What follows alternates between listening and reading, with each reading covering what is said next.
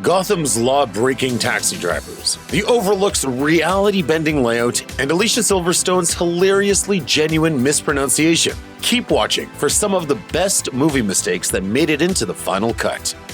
A good soldier fights through peril and injury, and apparently, so does a good actor. You've probably heard of a number of performers who do their own stunts, but George Mackay never expected one particular scene from the 2019 war film 1917 to put him on that list. While his character's grueling sprint at the end of the film was undoubtedly an intense climax to his mission, the actor wasn't meant to take any hits as he ran across the battlefield. He had come out of rehearsal for the scene unscathed, but there are no guarantees of timing in such a complex scene. On the actual day of shooting, as Mackay told Jimmy Fallon, he found himself taking multiple blows from a slew of oncoming soldiers, despite never having rehearsed the shot that way. Yeah, that's a mistake that made it in. That wasn't meant to happen. But an actor keeps going until the director calls for a cut. And for such an important moment in the film, he knew he couldn't throw in the towel himself. So he kept moving, and director Sam Mendes never halted the take. He must have realized that, despite deviating from rehearsal, something even more intense was happening. The shot that was never meant to happen ended up being one of the greatest triumphs of Mackay's performance. While filming The Princess Bride, Cary Elwes convinced Christopher Guest to hit him on the head with the pommel of his sword in a scene. I swear it will be done. This action was scripted, but the issue arose because they apparently didn't have a rubber prop sword to do the deed harmlessly. Elwes thought it would turn out fine if they just used a real one. Of course, he expected his co-star to give him a gentle tap. Certainly not the level of bludgeoning you'd rather have a stuntman step in for. But Guest apparently didn't know his own strength. It's part of the story for Elwes' character, Wesley, to get KO'd, so you might never have known the actor had really been knocked unconscious if not for an interview Elwes gave to Sundance TV describing the incident. He said that the next thing he knew, he was waking up in the hospital. The blow actually ended up creating a literal slapstick comedy moment that made it into the film and served its trademark zaniness incredibly well.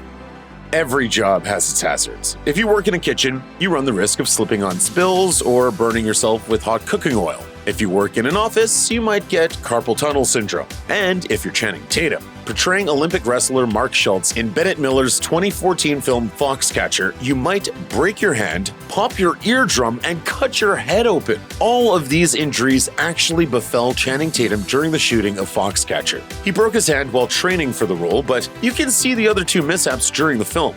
When Mark Ruffalo's character roughs up Tatum's and clips him on the ear, you see Tatum wince. His eardrum actually popped in this moment. And when Tatum slams his head into a mirror, the cut you see on his head in the film is real. The actor went a little too hard in the moment and actually broke through the wall behind the prop glass. So, when you see the intensity of Channing Tatum's physical reactions in Foxcatcher, you're often seeing something all too real. Perhaps his most telling line from a Variety interview on the subject, "Eardrums heal, so I'm fine." Sometimes you do the spit take, and sometimes the spit takes you. Or something like that. This mistake in The Martian is another case in which part of the action was scripted, but a mishap actually elevated it to the next level. The Martian is directed by Ridley Scott, a sci-fi legend who's apparently known for getting scenes done in just a few takes. This is opposed to the dozens of attempts that other directors might often employ to get things just right. His films are said to be full of banana peels because if someone accidentally slips and messes up, or eats it, as Donald Glover puts it, the clumsiness just makes it all the more real. Scott prefers this humanizing element, so he doesn't bother doing the scene over just because someone tripped, and you'll often see such unscripted stumbles in his films. In this particular instance, a nervous Glover slips and falls on some spilled coffee that he himself had spit out earlier into a wastebasket. He gets up, saying he's fine, and stays in character to complete the scene. The spitting out was scripted, but the slipping was not, so Glover was quite surprised when, after the scene, all Ridley Scott had to say was, "That was great." Actors like Channing Tatum and Donald Glover didn't have to go to the hospital for their injuries and slip-ups, but some performers weren't as lucky. Brad Pitt's character in David Fincher's Seven actually had to be changed to accommodate his arm injury, which he sustained during a chase scene. He accidentally put his arm through a windshield after a scripted fall from a fire escape. The star even required surgery for this wound. From that point on in the film, Pitt's character is always wearing a cast, which required Fincher to alter many other sequences in the movie to accommodate the injury. These scenes weren't just the ones that, in the film's chronology, came after the chase scene. After all, movies don't always shoot their scenes in the same order as they appear in the story, so there were a lot of scenes from before the chase that hadn't been shot yet, and Fincher had to hide Pitt's arm in these moments to disguise the injury, as it hadn't happened yet in the world of the story. In film, just because something is unscripted, that doesn't mean that it's a mistake. Some directors are pretty strict about improvisation, while others encourage it. On the actor's end, some improvised moments work much better than others, but even the ones that don't go over well are typically conscious acting choices, not accidents. In the case of this sequence from Captain America: The First Avenger, you could say it was an improvisation, and that'd be partly true. But it still definitely qualifies as a mistake when you hear Haley Atwell tell it. In what Vanity Fair describes as your favorite scene in Captain America, Atwell's Peggy Carter sees Chris Evans' super soldier serum-saturated Steve Rogers with his shirt off for the first time. She reaches out in awe and seemingly involuntarily touches his chest. But this wasn't only Peggy's first time seeing Steve shirtless, it was also Atwell's first time seeing Evans shirtless. The actress said that she was compelled to impulsively touch Chris Evans' chest, and the director apparently thought it was so organic that you can see it in the film. By her account, it was less of a choice in character and more a compulsion in the moment as herself, practically an accident. But what a happy accident it was. Atwell, for her part, claimed that it was the highlight of her life.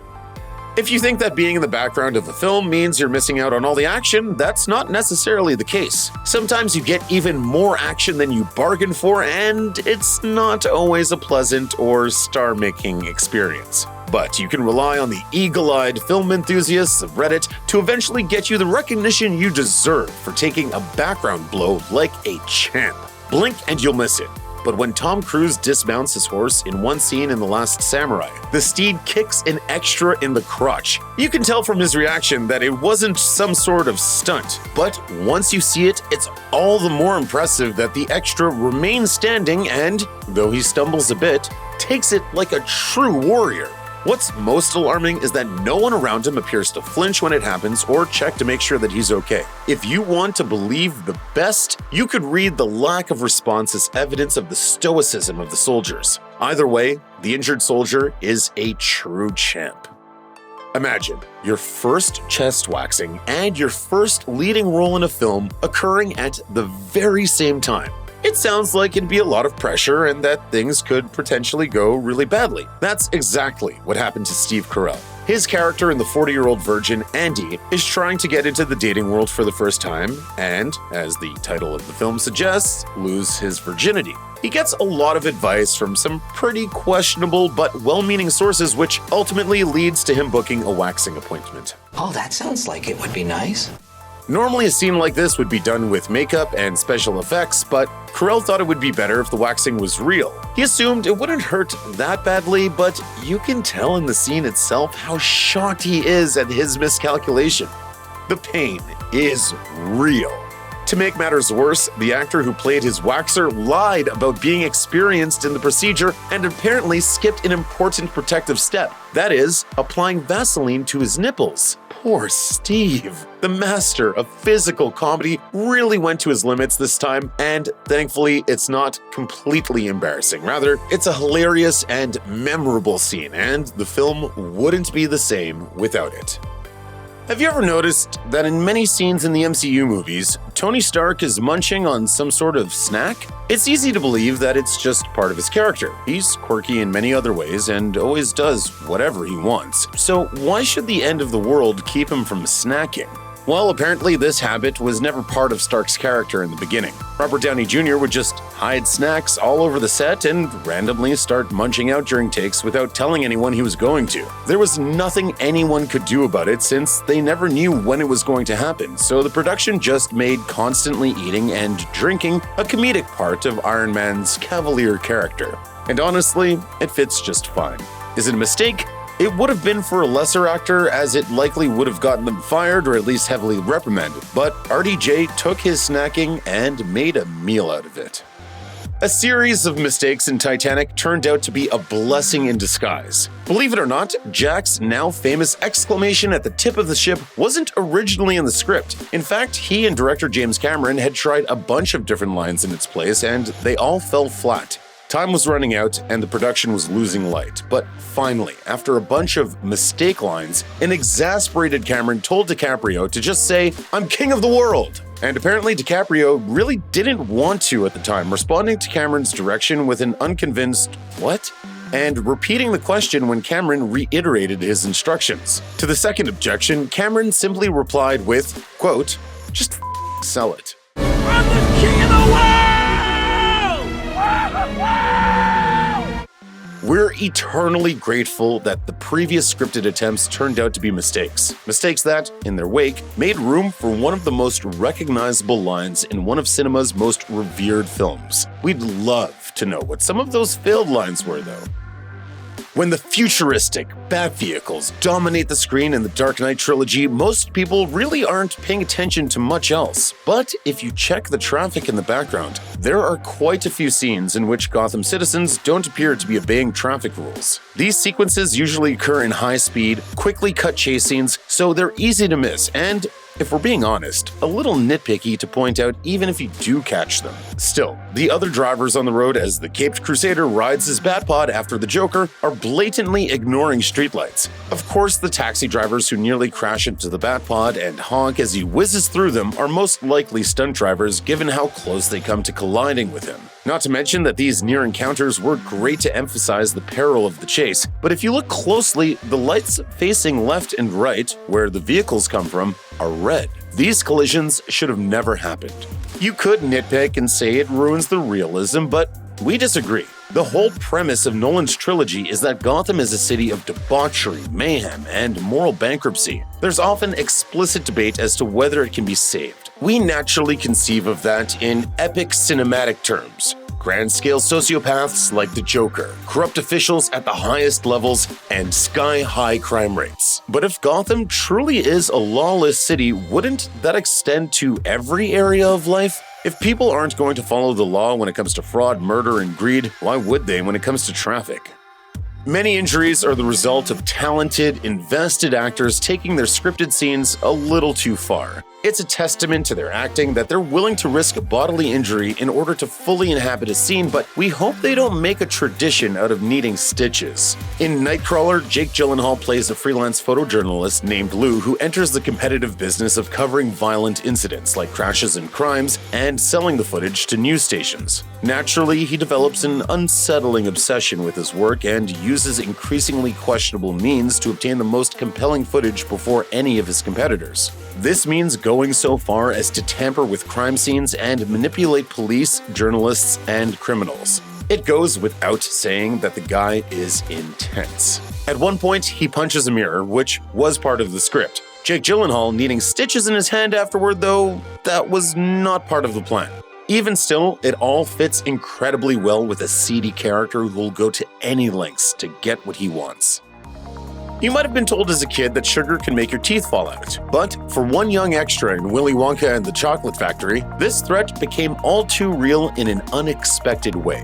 When confectionery magnate Willy Wonka announces his golden ticket sweepstakes, it inspires a frenzy as people everywhere flock to candy stores in hopes of finding a ticket. In one scene, a crowd of children clamor at the counter of a sweet shop. The proprietor, while singing the now famous The Candyman tune, graciously invites the children behind the counter to select their treats. But if you watch closely, he almost knocks one little girl's teeth out. This moment hasn't been spoken about in interviews, likely in part because the film vastly predated internet discourse on such subjects. But it's a very small chance the sequence was scripted or directed this way. You can see from the clip that the little girl actually gets clocked by the fold-up counter. It's pretty safe to assume that they didn't plan for this and then bring a 6-year-old stunt girl on set to get nailed in the face. What makes this goof so perfect, though, is how the little girl doesn't seem fazed at all. She still rushes past the counter to get at the candy. It makes her seem so hilariously invested in the treats that she doesn't notice getting hit on the chin.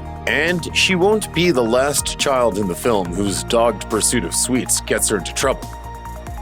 While it's also full of all the sweetest things in life, Willy Wonka and the Chocolate Factory has more than one mistake hidden under the wrapper.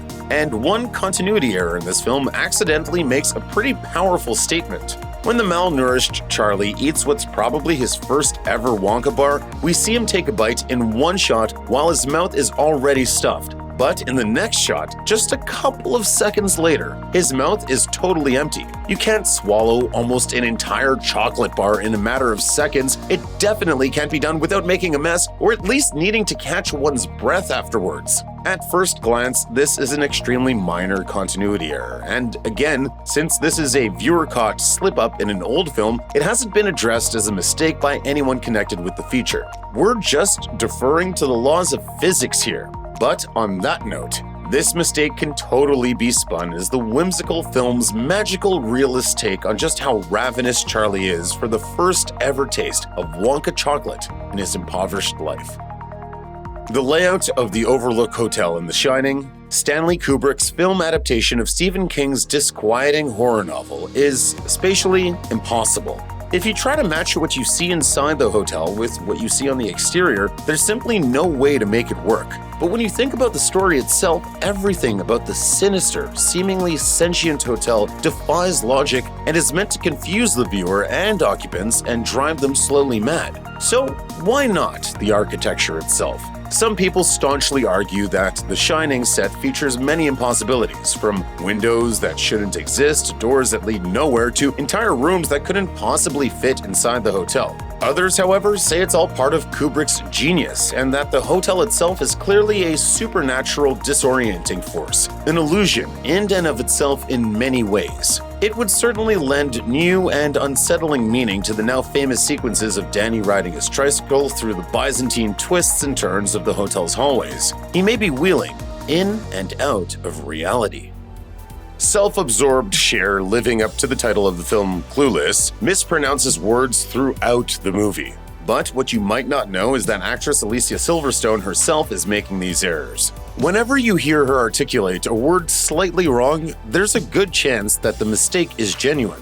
Apparently, after Silverstone had made a few mistakes in the debate scene, members of the Clueless cast and crew attempted to help her out by correcting her. However, director Amy Heckerling called for everyone to stand down. She felt that mispronouncing Haitians as Haitians is something Cher's ditzy and self-absorbed character would totally do. So, if the government could just get to the kitchen, rearrange some things, we could certainly party with the Haitians.